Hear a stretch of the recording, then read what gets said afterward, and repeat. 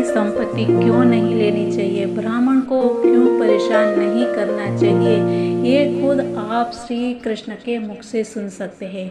क्योंकि मित्रों, हमने ये बहुत बार श्रीमद् भागवत के माध्यम से सुना है, जो आज हम आपको सुनाने जा रहे हैं। तो इसके साथ ही नमस्कार मेरे सनातनी परिवार, हम हिंदुस्तानी चैनल पर आप सभी का बहुत बहुत स्वागत है।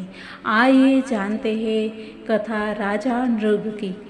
मित्रों, एक बार की बात है, एक बार श्री शाम, श्री प्रद्युम्न, श्री चारुभानु भगवान श्री कृष्ण के परिवार के सदस्य और यदुवंश के राजकुमार श्री गद आदि द्वारका के समीप वन में विहार के लिए गए। विहार करते हुए वे सब अत्यंत प्यासे हो गए, अतः वे वन में जल प्राप्ति का स्थान ढूंढने लगे। जब वे एक कुएं के समीप गए तो उन्होंने देखा कि उसमें जल नहीं था, अपितु कुएं में एक अद्भुत जीव था। यह एक विशालकाय छिपकली थी। इतने अद्भुत जीव को देखकर वे सब चकित रह गए। वे समझ गए कि वह छिपकली कुएं में फंस गई थी और अपने प्रयास से वह बाहर नहीं निकल सकती थी। अतः सहानुभूतिवश उन्होंने उस विशाल छिपकली को कुएं से निकालने का प्रयास किया। दुर्भाग्यवश छिपकली को तरह तरह से निकालने का प्रयास करके भी उसे बाहर न निकाल सके। जब राजकुमार घर लौटे तब उन्होंने अपनी कथा भगवान श्री कृष्ण के समक्ष सुनाई और भगवान श्री कृष्ण समस्त जीवों के सखा है। अतएव अपने पुत्रों का निवेदन सुनकर वे स्वयं उस कुएं के समीप गए और उनके द्वारा केवल अपना वाम हस्त फैलाने मात्र से वह विशाल छिपकली सरलता से बाहर निकल आई और भगवान के स्पर्श से उन्होंने अपना पूर्व का देह त्याग कर दिया और स्वर्गवासी एक देवता के रूप में प्रकट हुई। उसके शरीर का वर्ण पिघले हुए सोने के समान चमक रहा था और उसके उत्तम वस्त्र और कंठ में बहुमूल्य आभूषण धारण करके रखा था। उस देवता को छिपकली का शरीर क्यों धारण करना पड़ा, यह बात भगवान श्री कृष्ण से छिपी नहीं थी। फिर भी उन्होंने सबकी जानकारी के लिए भगवान ने प्रश्न पूछ ही लिया कि हे सौभाग्यवान देवता, जब मैं देखता हूँ कि तुम्हारा शरीर इतना सुंदर तथा प्रभाववान नजर आता है तो तुम कौन हो, और हम अनुमान कर सकते हैं कि तुम स्वर्ग के श्रेष्ठ देवताओं में से एक हो। सौभाग्यवान, मेरे विचार में तुम ऐसी दशा में रहने के योग्य नहीं हो। अवश्य ही अपने कुछ पूर्व जन्मों के कर्म के कारण तुम्हें छिपकली की योनि में जन्म मिला है। फिर भी मैं तुमसे सुनना चाहता हूँ कि किस प्रकार तुम्हारी यह दशा हुई। यदि तुम यह रहस्य खोलना उचित समझो तो हम सबको अपना परिचय दो। वास्तव में वह विशाल छिपकली राजा नृग थे। जब श्री भगवान ने उनसे प्रश्न किया तब तत्काल ही सूर्य के प्रकाश के समान चमकदार अपने मुकुट से धरती का स्पर्श करते हुए उन्होंने श्री भगवान को प्रणाम किया और इस प्रकार उन्होंने पहले परम भगवान को अपना सादर प्रणाम करके फिर कहा कि प्रिय भगवान, मैं राजा इक्ष्वाकु का पुत्र राजा नृग हूँ। यदि आपने दानी पुरुषों का परिचय जानना चाहा हो तब निश्चय ही आपने मेरा नाम सुना होगा। प्रिय भगवान, आप साक्षी हैं। आपको जीवों के भूत, भविष्य और वर्तमान के समस्त कर्मों का ज्ञान है। आपके शाश्वत ज्ञान से कुछ भी गुप्त नहीं रह सकता है। फिर भी आपने मुझे अपना इतिहास बताने का आदेश दिया है, तो आप सुनिए। राजा नृग ने अपने कर्मकांड के कर्मों के कारण हुए अपने पतन का इतिहास बताना शुरू किया। वे अत्यंत दानी थे और उन्होंने इतनी गायें दान की थी कि उनकी संख्या पृथ्वी पर धूली आकाश के नक्षत्र एवं वर्षा की बूंदों के बराबर थी। वैदिक अनुष्ठानों के अनुसार दान में रुचि रखने वाले मानव को ब्राह्मणों को गोदान करने का आदेश है। राजा नृग के कथन से ऐसा प्रतीत होता है कि वह इस सिद्धांत का पालन करता था, किंतु फिर भी उसके कर्म में तनिक त्रुटि के कारण उसे छिपकली के रूप में जन्म लेना पड़ा। अतएव श्रीमद्भगवद गीता में भगवान श्री कृष्ण ने कहा है कि जो दानी व्यक्ति अपने दान से लाभान्वित होना चाहता है उसे अपने उपहार श्री कृष्ण को प्रसन्न करने के लिए देना चाहिए। दान देने का अर्थ है पुण्य कर्म करना। पुण्य कर्मों के फलस्वरूप व्यक्ति की उन्नति ऊर्ध्व लोकों तक हो सकती है, किंतु स्वर्ग लोक तक उन्नति होने से ही यह निश्चित नहीं होता है कि व्यक्ति का कभी पतन नहीं होगा। अपितु राजा नृग के उदाहरण से निश्चित रूप से यह सिद्ध हो जाता है कि सकाम कर्म, चाहे पुण्य कर्म ही क्यों न हो, हमें शाश्वत आनंदमय जीवन प्रदान नहीं करता है। जैसे कि श्रीमद् भगवद गीता में कहा गया है कि पुण्य कर्म अथवा पाप कर्म, किसी भी कर्म का फल मानव को बंधन में बांधता है। कर्म फल के बंधन से व्यक्ति तभी मुक्त हो सकता है जब कर्म को श्री भगवान के यज्ञ की भांति किया जाए। राजा नृग ने आगे कहा कि दान में दी गई गायें सामान्य गाय नहीं थी। प्रत्येक गाय कम आयु की थी और केवल एक बछड़े की मां थी। वे सभी अत्यंत शांत, स्वस्थ तथा दुधारू गायें थी।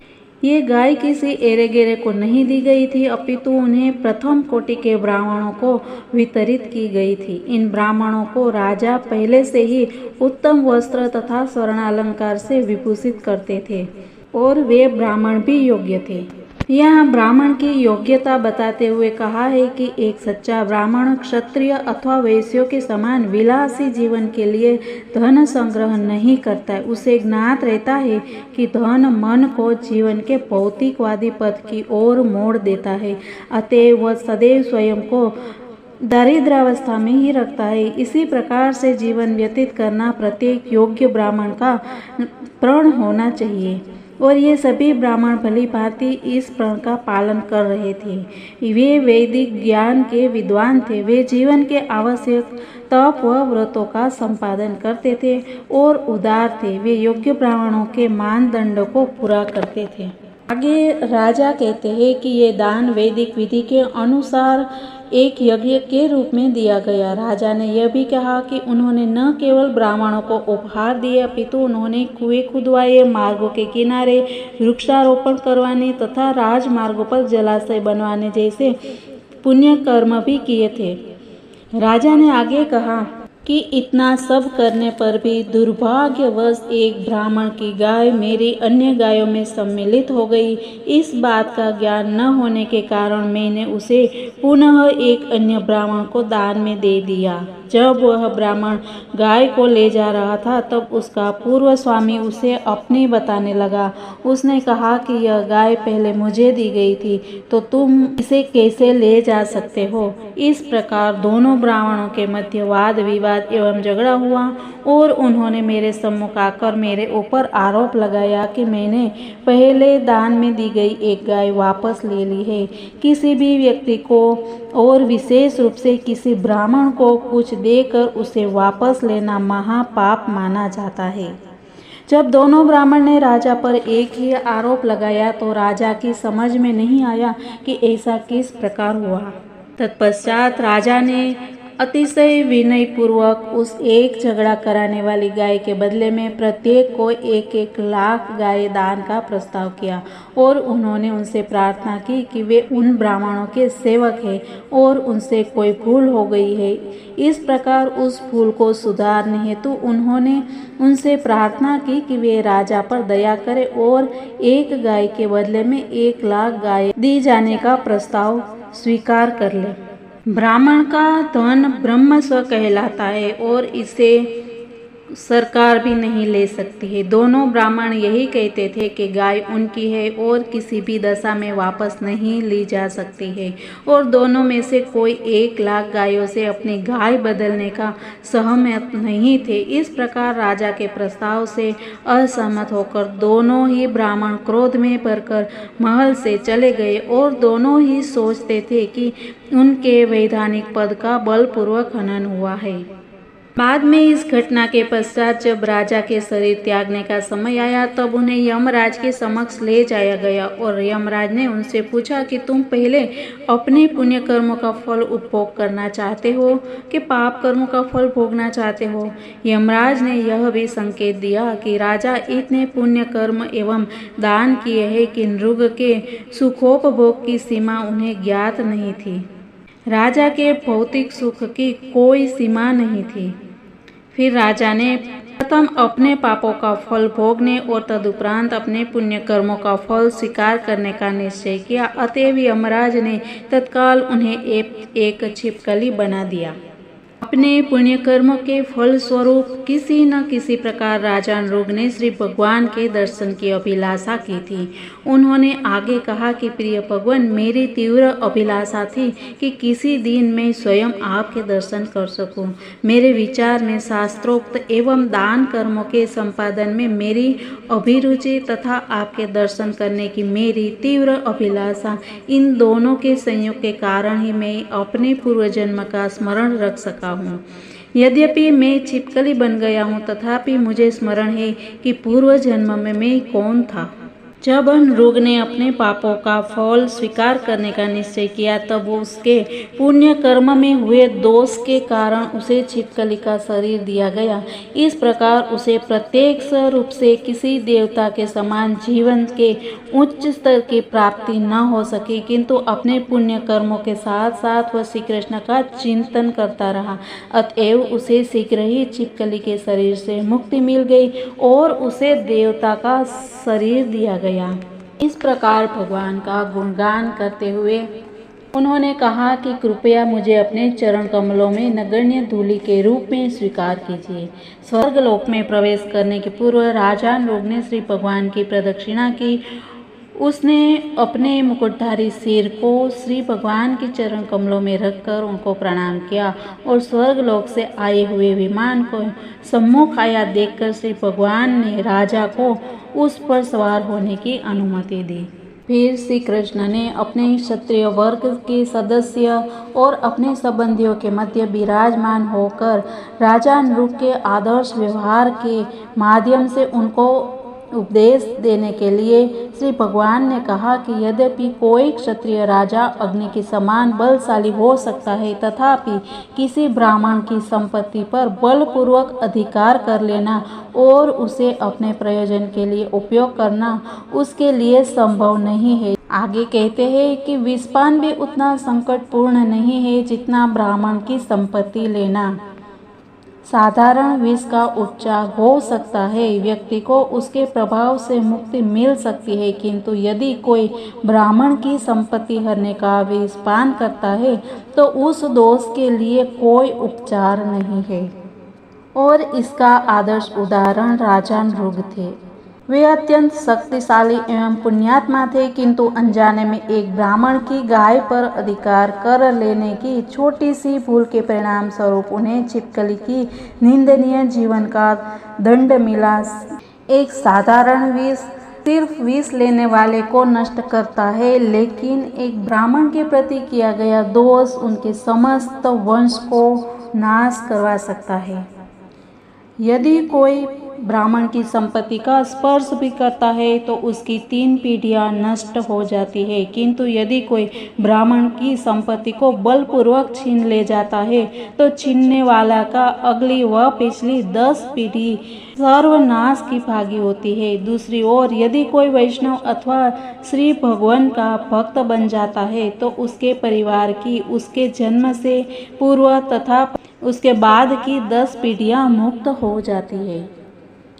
भगवान आगे कहते हैं कि यदि अपने धन बल तथा प्रतिष्ठा पर अभिमान करने वाला कोई राजा ब्राह्मण की संपत्ति पर अधिकार करना चाहता है तो समझना चाहिए कि वह अपने लिए नरक का मार्ग प्रशस्त कर रहा है। उसे ज्ञात नहीं रहता है कि इस वक्तापूर्ण कार्य के लिए उसे कितना कष्ट सहन करना पड़ेगा।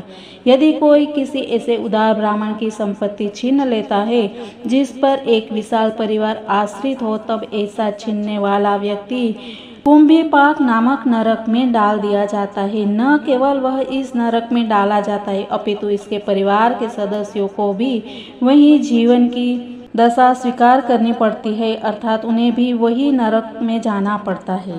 इस प्रकार से बहुत ही कठिन और कठोर यातना सहने का बारे में श्री कृष्ण ने बताया और कहा कि मेरे पुत्र तथा उपस्थित बंधु बांधव, मैं तुमको उपदेश देता हूँ कि भूल से भी किसी ब्राह्मण की संपत्ति नहीं लो और इस प्रकार अपने संपूर्ण परिवार को दूषित मत करना। यदि कोई ब्राह्मण की संपत्ति को बलपूर्वक लेने का प्रयास न करे अपितु केवल ऐसा विचार भी न करे तो उसकी आयु कम हो जाएगी, अपने शत्रुओं के हाथ परास्त हो जाएगा और अपने राजसी पद से वंचित होकर देह त्याग करने पर वह एक सर्प बन जाएगा, क्योंकि एक सर्प अन्य सब जीवों को कष्ट देता है। हे पुत्रों एवं बंधु बांधवों, मैं तुमको परामर्श देता हूँ कि यदि कोई ब्राह्मण तुमसे क्रुद्ध हो जाता है और गाली देता है अथवा कोई मर्मभेदी बात कहता है, तब भी तुमको उसका प्रतिकार नहीं करना चाहिए। इसके विपरीत तुम्हें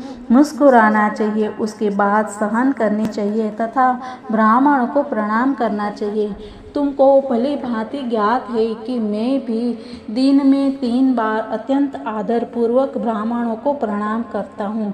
अतएव तुमको मेरे उपदेश तथा उदाहरण का अनुसरण करना चाहिए।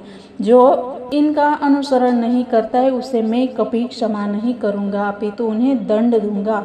तुमको राजा नृग के उदाहरण से सीखना चाहिए कि यदि कोई अनजाने में भी ब्राह्मण की संपत्ति पर अधिकार कर लेता है तो उसे जीवन की कष्टप्रद स्थिति में डाल दिया जाता है। इस प्रकार बद्ध जीवों को शुद्धिकरण में निरंतर संलग्न रहने वाले भगवान श्री कृष्ण ने न केवल अपने परिवार के सदस्य तथा द्वारकावासियों को उपदेश दिया अपितु मानव समाज के समस्त सदस्यों को उपदेश दिया। इसके उपरांत श्री भगवान ने अपने महल में प्रवेश किया। इस प्रकार राजा नृग की कथा बहुत कुछ सिखाती है और सबको इसका अनुसरण अवश्य ही करना चाहिए। तो मित्रों, मिलते हैं कल नई बातों के साथ। तब तक के लिए सबको जय हिंद, वंदे मातरम, भारत माता की जय।